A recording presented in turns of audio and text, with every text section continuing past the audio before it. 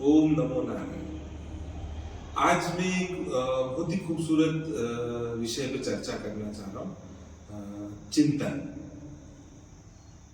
जो आज होता ही नहीं है। आज चिंतन की जगह चिंता ने ले ली है। बच्चे एग्जाम की चिंता, फर्स्ट आने की चिंता, थोड़े बड़े होने पे नौकरी की चिंता, शादी की चिंता, उसके बाद जॉब लगने की चिंता, वो हो जाए, सब हो गया तो फिर ईएमआई की चिंता, और ईएमआई के बाद फिर अपने बच्चों के भविष्य की चिंता। तो चिंता ने आज ऐसा घेरा है सबको कि व्यक्ति ने चिंतन करना बंद कर दिया। क्या चिंता करने से बेटी की शादी हो जाएगी? क्या चिंता करने से नौकरी लग जाएगी? अगर ऐसा होता हो तो हम सब पूरा सामूहिक रूप से चिंता करें कि नौकरी लग जाए। ऐसा नहीं होता। हमें हमारे सपनों को पूरा करने के लिए, आगे बढ़ने के लिए चिंतन जरूरी है कि जो हम सपना देख रहे हैं हमें उसे पूरा करने के लिए क्या करना है।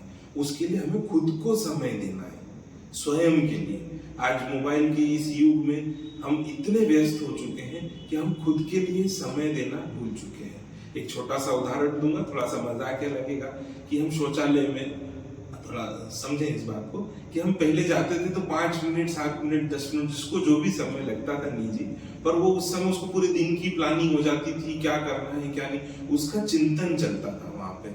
और आज क्या हो गया, उस जगह पे, चिंतन की जगह पे मोबाइल ले लिए, हम रील देखते हैं।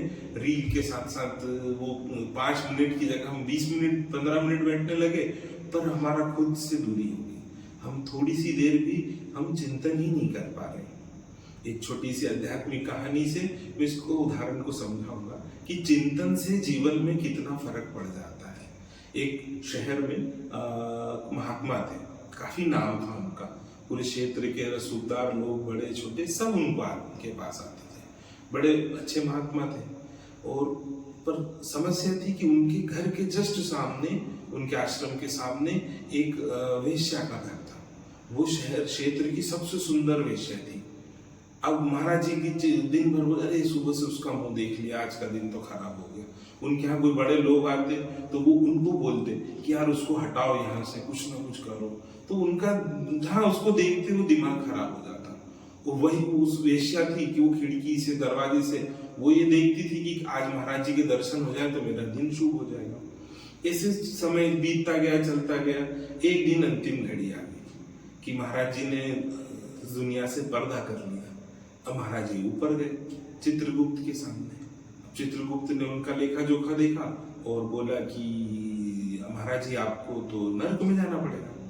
अब महाराज जी तो गुस्से में, मैंने जीवन भर भगवान का नाम लिया, सब अच्छा करा, लोगों की सेवा करी, और मैं नर्क में जाऊंगा?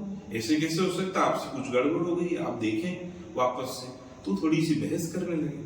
चित्रगुप्त ने बोला कि लाइन लगी है महाराज जी, आपका हम सुलझाते हैं, आप थोड़ा सा साइड में खड़े हो जाओ। अब इत्तेफाकन उनके पीछे वही वेश्या थी। उसकी फाइल देखी, उसको बोला आप स्वर्ग में जाओ। तो महाराज जी को तो काटो तो खून नहीं, वो तो बिल्कुल आग बबूला हो गए। बोले इसने नीचे भी और जीवन में कुछ नहीं करा और यहाँ ऊपर आके भी स्वर्ग में, तो ऐसा तो हो ही नहीं सकता। अब चित्रगुप्त समझ गए कि महाराज जी ऐसे समझेंगे नहीं। तो महाराज जी ने बोला चलो आओ हम आपको दिखाते हैं। अब उन्होंने दिखाया कि आश्रम के वहां तांता लगा, लोगों का खूब भीड़ है, चंदन की खुशबू फैल रही है। आपको चंदन की इत्र में, लेप में, आप जो उनका शरीर था उसको रखा है, लोग दर्शन के लिए आ रहे हैं। 3 दिन का राजकीय शोक हो गया पूरे शहर में। तो कहा वहां मंदिर बनेगा, उनकी समाधि बनेगी, ये सब प्लानिंग चल रही है, और लोग दर्शन के लिए तांता लगा। तो महाराज जी भी अहम से थोड़े, देखो मैंने कितना करा और आप मेरे को नर्क भेज रहे हो। तो बोले वहीं देखो आपके घर आश्रम के सामने। तो जो भीड़ लगी थी उसको बदबू आ रही थी, तो वहां सब चेक किया क्योंकि वेश्या भी वृद्ध हो चुकी थी। तो अब उसके पास कोई जाता नहीं था। तो वहां पे नगर निगम के लोग आए, उन्होंने दरवाजा तोड़ा तो एक सड़ी गड़ी लाश को वो चिमटे से पकड़ के कचरे की गाड़ी में डाल के ना सार्वजनिक रूप से जलाने के लिए ले गए। तो बोले आपने जो धरती पे किया उसका फल देखो, वो शरीर भोग रहा है। पर आप सुबह से लेके रात तक एक वेश्या का चिंतन करते थे कि इसको कब हट जाए, इसको कहाँ देख लिया, आज मेरा दिन ऐसा हो गया। तो आपके चिंतन में एक वेश्या थी। वो वेश्या वहां दिन भर, उसका शरीर जो काम कर रहा था, उसके शरीर ने उसको भोग लिया कि उसको सड़ के मरना पड़ा। पर उसकी आत्मा ने दिन भर गुरु का चिंतन किया कि आज गुरु जी के दर्शन हो जाए, आज इधर से हो जाए।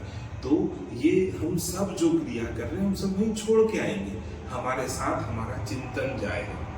ये एक आध्यात्मिक कहानी है। इसी रूप से हम इसको सांसारिक रूप से भी देख सकते हैं कि हम जो चिंतन करेंगे हम उसी रूप में हम आगे जाएंगे। हमारी क्रियाकलाप जो है हमारे चिंतन के हिसाब से होना चाहिए।